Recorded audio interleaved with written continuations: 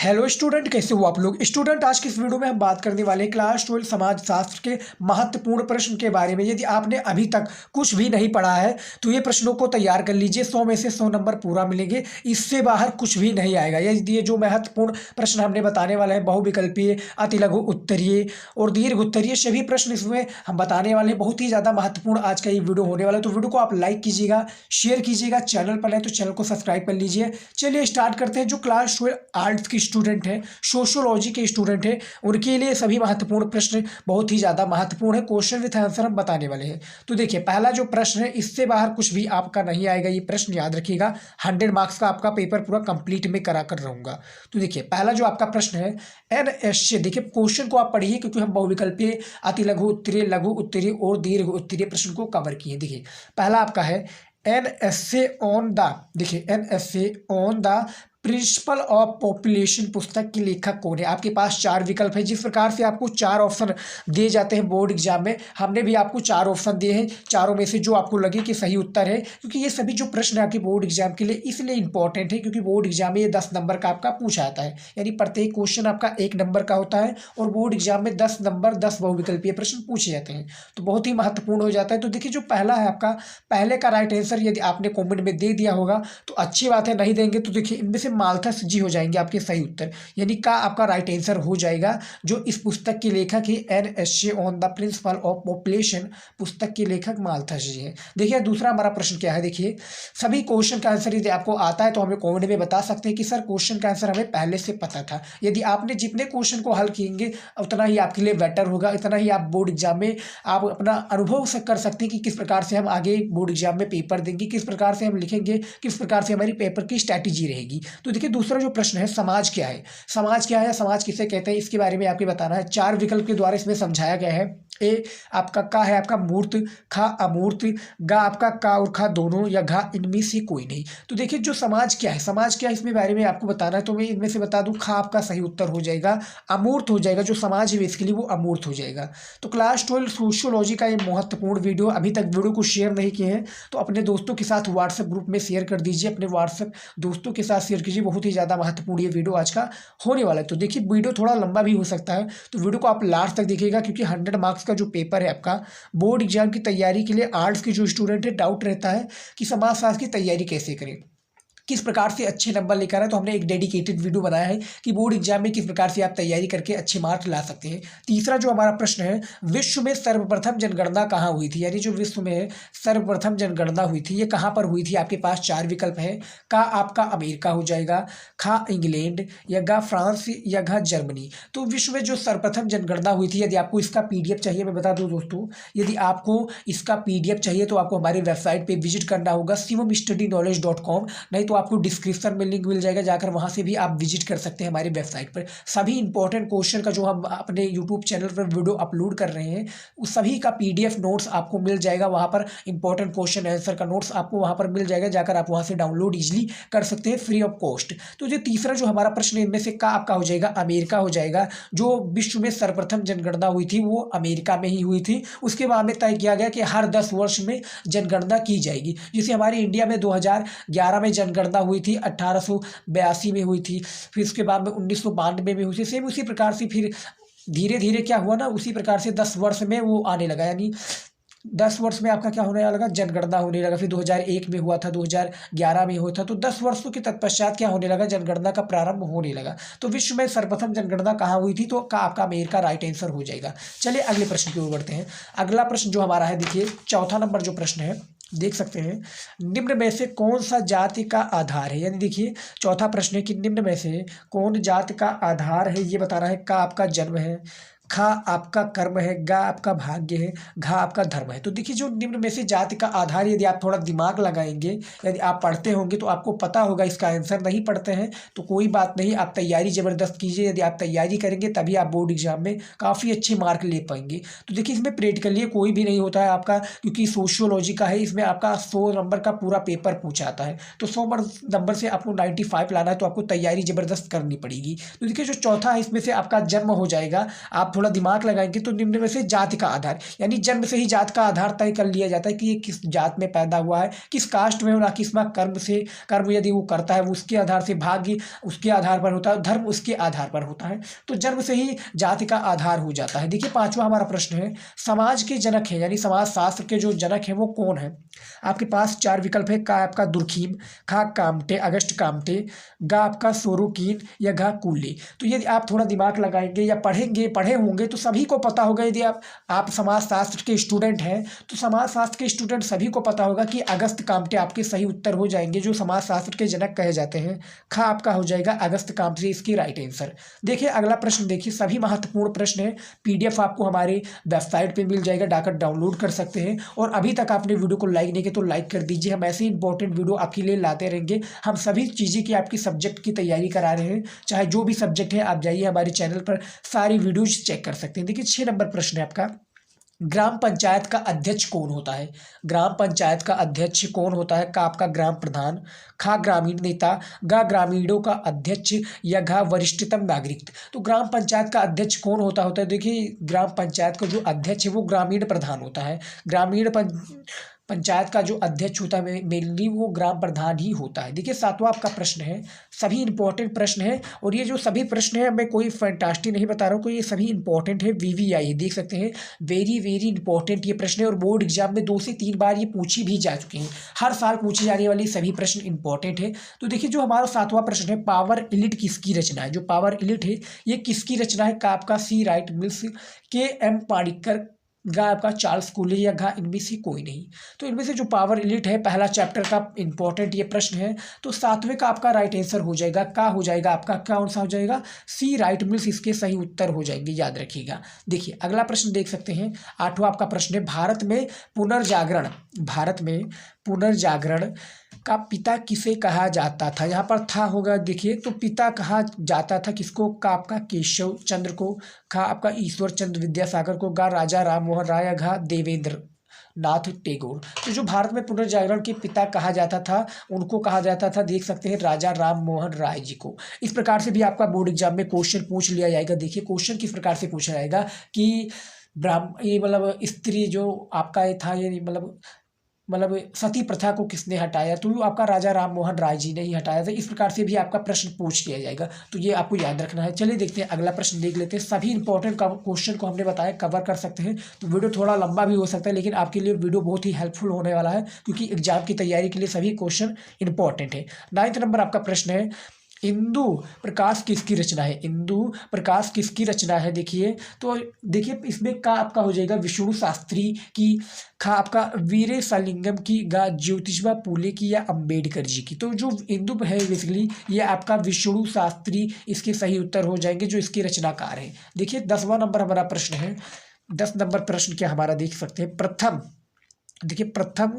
राज्य पुनर्गठन आयोग किस वर्ष गठित किया गया। यानी जो प्रथम राज्य पुनर् आयोग है ये किस वर्ष गठित किया गया। आपके पास 4 विकल्प है, 4 ऑप्शन है, जिस प्रकार से आपको एग्जाम में दिए थे। और यदि आपने सोशियोलॉजी का मॉडल पेपर नहीं सॉल्व किया है तो आपको हमारे वेबसाइट में मिल जाएगा, जाकर आप सॉल्व कर सकते हैं, वहाँ से आप मॉडल पेपर को भी डाउनलोड कर सकते हैं। और हमने जल्द ही इसका एक मतलब मॉडल पेपर का सीरीज लेने वाला हूँ कि किस प्रकार से बोर्ड एग्जाम में आपको मॉडल पेपर को सॉल्व करना है, क्वेश्चन विथ आंसर बताने वाला हूँ। तो वो वीडियो जल्द ही आपकी बोर्ड एग्जाम में आएगा, आपके मतलब चैनल पर अपलोड कर देंगे। तो देखिए इनमें से जो प्रथम राज्य पुनर्गठन आयोग किस वर्ष गठित हुआ, वर्ष आपका 1953 हो जाएगा इसका राइट आंसर। तो इनमें से का आपका हो जाएगा, देखिए वर्ष 1953 इसके सही उत्तर हो जाएंगे 10 नंबर प्रश्न का। चलिए अगले प्रश्न देखते हैं। देखिए जनसंख्या वृद्धि के सिद्धांत से कौन संबंधित है। यानी जो जनसंख्या वृद्धि सिद्धांत है इससे संबंधित कौन है। 11 नंबर आपका प्रश्न है। तो इनमें से आपका कौन सा राइट आंसर हो जाएगा। 4 विकल्प है, सारे क्वेश्चन का आंसर आप हमें कमेंट में दे सकते हैं। इसके देखिए इनमें से जो 11 नंबर प्रश्न है देख सकते हैं, इसमें खा हो जाएगा माल्थस जी हो जाएंगे। माल्थस के अनुसार आपका इस प्रकार से भी क्वेश्चन पूछ लिया जाएगा कि माल्थस के अनुसार जनसंख्या वृद्धि के सिद्धांत के बारे में बताइए। तो इस प्रकार से आपका क्वेश्चन पूछ लिया जाएगा। देखिए 12 नंबर प्रश्न क्या है, सभी प्रश्न इंपॉर्टेंट है, लाइक नहीं किया तो लाइक कर दीजिए, और चैनल पर नए तो हमारे चैनल को सभी स्टूडेंट सब्सक्राइब कर लीजिए, क्योंकि हम ऐसे इंपॉर्टेंट वीडियो आपके लिए लाते रहेंगे, वो भी PDF के साथ में। आप जाकर हमारे वेबसाइट पर PDF जो है डाउनलोड कर सकती हैं, बिल्कुल ईजिली और फ्री वो कॉस्ट। देखिए तो 12 नंबर जो प्रश्न है, प्रबल जात की अवधारणा किसने दी है? का आपका वेवर हो जाएंगे, खा एम श्रीनिवास, गा दुर्खीम या घा कार्ल मार्क्स। तो जो इनमें 12 नंबर प्रश्न है इनमें से खा हो जाएगा आपका एम श्रीनिवास, इसके सही उत्तर हो जाएंगे। 13 नंबर प्रश्न है, सूचना का अधिकार अधिनियम कब पारित हुआ था? तो इनमें से 4 विकल्प है। सूचना का जो अधिकार अधिनियम है ये बेसिकली कब पारित हुआ था? देखिए तो इनमें 13 नंबर प्रश्न का सही उत्तर हो जाएगा, का हो जाएगा 15 जून 2005, इसके सही उत्तर हो जाएगा, इसका राइट आंसर हो जाएगा।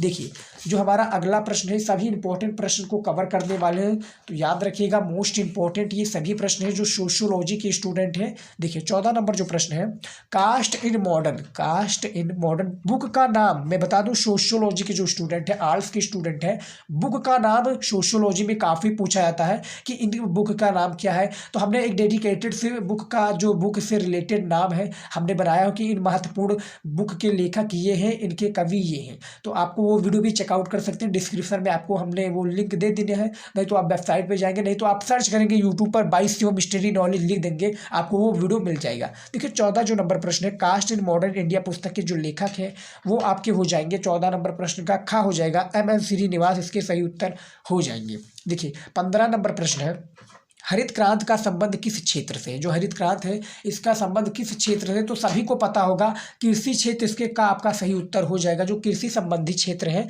वो आपका हरित क्रांति हो जाएगा। बोर्ड एग्जाम में इस प्रकार से भी आपका प्रश्न पूछ लिया जाएगा कि हरित क्रांति सबसे ज़्यादा सफल किस राज्य में हुई? तो वो आपका पंजाब हो जाएगा, जो पंजाब में सबसे ज़्यादा हरित क्रांति सफल रही है। चलिए अगले प्रश्न की ओर बढ़ते हैं। जो हमारा अगला है अति लघु उत्तरीय प्रश्न। अति लघु उत्तरीय प्रश्न आपके लिए काफ़ी ज़्यादा इंपॉर्टेंट है, बोर्ड एग्जाम के लिए तो और भी ज़्यादा इंपॉर्टेंट है। अति लघु उत्तरीय प्रश्न ये सभी महत्वपूर्ण है।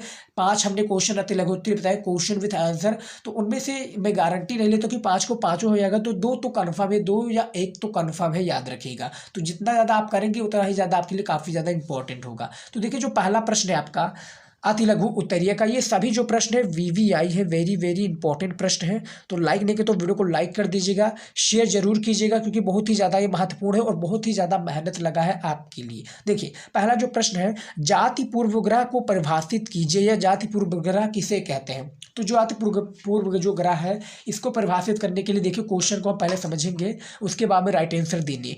देखिए काफ़ी स्टूडेंट जो गलती क्या करते हैं, वो क्वेश्चन को समझते नहीं, राइट आंसर देने में लग जाते हैं, बाद में उनका गलत हो जाता है, तो बाद में आकर कमेंट करते हैं सर आपने बताया था वो नहीं आया, या आपने जिस प्रकार से बताया था उस प्रकार से हमने नहीं लिख पाया। तो आपको क्वेश्चन का आंसर समझना है, क्वेश्चन को समझना है, उसके बाद में राइट आंसर देना है। क्योंकि जो आपको 15 मिनट दिए जाते हैं, क्या करने के लिए देते हैं? 3 घंटा 15 मिनट आपको पेपर को क्या करने के लिए देता है? तो 15 मिनट पेपर को आपको देखना होता है, पढ़ना होता है कि किस प्रकार से क्वेश्चन आता है, किस प्रकार से नहीं आते, क्वेश्चन आपको समझना होगा। 3 घंटा आपको पेपर को हल करने के लिए दिया जाता है, तो पूरा आप पेपर का उपयोग कीजिए। तो देखिए जाति पूर्वग्रह को परिभाषित कीजिए। देखिए पहला देखिए क्वेश्चन को देखिए, अब हम इसका आंसर देखते हैं। भारत एक ऐसा देश है जिसमें अनेक जाति के लोग रहते हैं। प्रायः देखा गया है कि एक जाति के लोग दूसरे जाति के लोगों को अपने से तुच्छ एवं गिरा हुआ समझते हैं तथा उनके प्रति भेदभाव दिखलाते हैं। इसे ही जाति पूर्वग्रह कहा जाता है। देखिए जाति पूर्वग्रह किस प्रकार से दर्शाया गया है, किस प्रकार से इसे कहते हैं, बहुत ही आसान शब्दों में है, इसको आप बहुत ही ईजिली याद कर सकते हो। क्योंकि जो इसमें होता है सोशियोलॉजी में जो होता है ये आपका शायद 3 या 4 नंबर का पूछा जाता है। कितने नंबर का? 3 या 4 नंबर का। मैं बता दूं, कन्फर्म बता दूं, तो ये आपका शायद 3 नंबर का पूछा जाता है, जो अति लघु उत्तरीय प्रश्न होता है। तो काफ़ी इंपॉर्टेंट हो जाता है। 3 नंबर का प्रश्न पूछा जाता है, 10 क्वेश्चन होते हैं इसमें। तो हमने भी देखी काफ़ी इंपॉर्टेंट, इसमें तो हमने 5 ही कवर किए हैं। यदि आप कहेंगे तो उसका अलग से एक वीडियो बनाएंगे इंपॉर्टेंट प्रश्न का। तो देखिए इसमें क्या है, आसान भाषा में, कि भारत एक ऐसा देश है जिसमें अनेक जात के लोग रहते हैं। प्रायः देखा गया है कि एक जात के लोग दूसरे जात को क्या समझते हैं? अपने से तुच्छ यानी अपने से कम समझते हैं, गिरा हुआ समझते हैं तथा अनेक प्रति भेदभाव दिखलाते हैं कि ये गरीब है, ये अमीर है, ये इस जात से, ये इस कास्ट से। तो वो जाति का पूर्वग्रह कहते हैं इसी को। चलिए देखते हैं अगला प्रश्न देखते हैं। अगला प्रश्न क्या है हमारा? दूसरा प्रश्न है हमारा अति लघु उत्तरीय समाजशास्त्र का। देखिए माल्थस का जनसंख्या वृद्धि का सिद्धांत क्या है, यानी जो माल्थस जी हैं इनके जनसंख्या वृद्धि का सिद्धांत क्या है? देखिए इसका राइट आंसर देख सकते हैं। माल्थस का जनसंख्या सिद्धांत जनसंख्या में वृद्धि तथा खाद्यान्न आपूर्ति, देखिए वृद्धि तथा खाद्यान्न आपूर्ति के मध्य संबंध ही व्याख्या करता है। माल्थस ने 1798 में जनसंख्या के सिद्धांत पर एक लेख लिखा। देखिए पुस्तक का नाम भी आ गया है an essay on the principle of population. 1798 में अपने जनसंख्या संबंधी सिद्धांत का प्रतिपादन किया। इस सिद्धांत का कथन है कि देखिए कथन क्या है इनका, जो इस सिद्धांत का, इस प्रकार से इनका कथन भी पूछ लिया जाता है बहुविकल्पीय प्रश्न में। देखिए जनसंख्या में आपको इस प्रकार से लगा है, देखिए जनसंख्या में जीवन निर्वाह साधनों की अपेक्षा तीव्र गति से बढ़ने की प्रवृत्ति होती है। तीव्र गति से बढ़ने की क्या होती है? प्रवृत्ति होती है। अब देखिए यहाँ पर हम क्वेश्चन को समझेंगे जो माल्थस, जिसके अनुसार हमने आगे बताया था आपको कि इस प्रकार से भी आपको क्वेश्चन पूछ लिया कि माल्थस के अनुसार जनसंख्या वृद्धि के बारे में बताइए। तो यहाँ पर ये बताया गया है और इनके पुस्तक का नाम भी है आपका, देखिए देखे होंगे हमने जो बहुविकल्पीय में शुरुआती में बताया था, तो पहला क्वेश्चन यही था कि an essay on the principle of population के लेखक कौन है, तो हमने बताया था माल्थस जी है। तो आपने राइट आंसर दिया होगा, आई होप कमेंट में, हमें नहीं दिया तो आप जाकर अभी भी दे सकते हैं। तो इनमें से पुस्तक का नाम इन्हीं है, माल्थस जी ने, वो भी 1798 में जनसंख्या सिद्धांत का एक लेख लिखा। इस प्रकार से भी जो ये भी आपका क्वेश्चन पूछ लिया जाएगा, ये आपका एक प्रसारित बहुविकल्पीय में हो जाएगा। उसके बाद में लिखा जाएगा कि ये कथन किसका है, तो माल्थस जी इसके सही उत्तर हो जाएंगे। देख लेते हैं अगला प्रश्न, देखते हैं।